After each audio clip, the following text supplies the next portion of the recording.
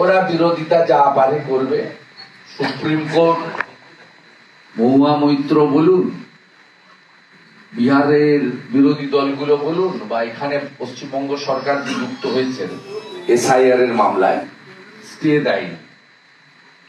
বিহারে draft voter list publish হয়েছে, যাদের নাম বাদ গেছে তাদের নাম পাবলিশ করে দিতে বলেছে, ক্রিস্টাল ক্লিয়ার হয়ে যাবে।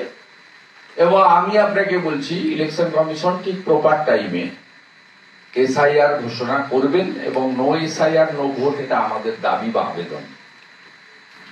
এবং 4 ধরনের লোকের নাম থাকবে না: মৃত, ডবল ট্রিপল এন্ট্রি, আপনার false voter, non existence voter, এবং অবশ্যই বাংলাদেশি অনুপ্রবেশকারী মুসলিম এবং রোহিঙ্গা।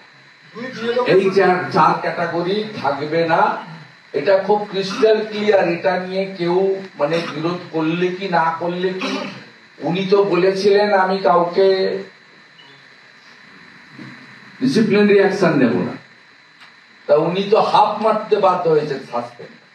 এই ভ্যারও মানতে হবে, ইলেকশন কমিশনের ফুল বেঞ্চ তো প্রতিদিন বসে না, তারা যেটুকু আমরা জানি তারা সপ্তাহে 2 দিন বসে, এবং ইলেকশন কমিশনের কোন নির্দেশ পরিবর্তন তারাই করতে পারেন ফুল বেঞ্চ, সেই পরিবর্তনটা মমতা ব্যানার্জি করতে পারেন না।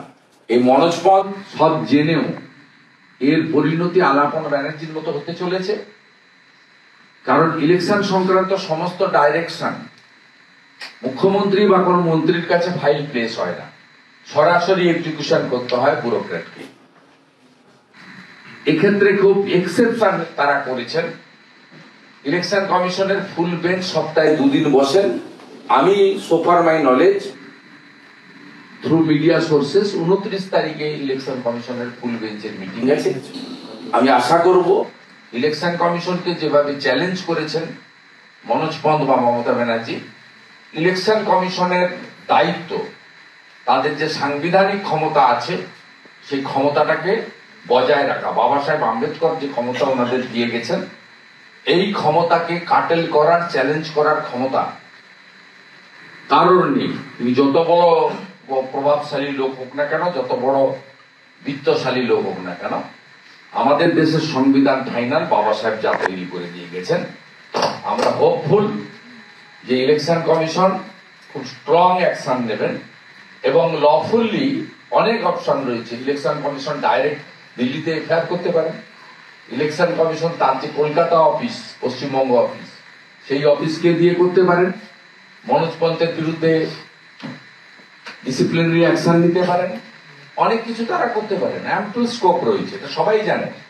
আমি বহুদিন ধরে MP MLA, I know everything. অর্থাৎ ইলেকশন কমিশনকে চ্যালেঞ্জ করা মানে সংবিধানকে চ্যালেঞ্জ করা।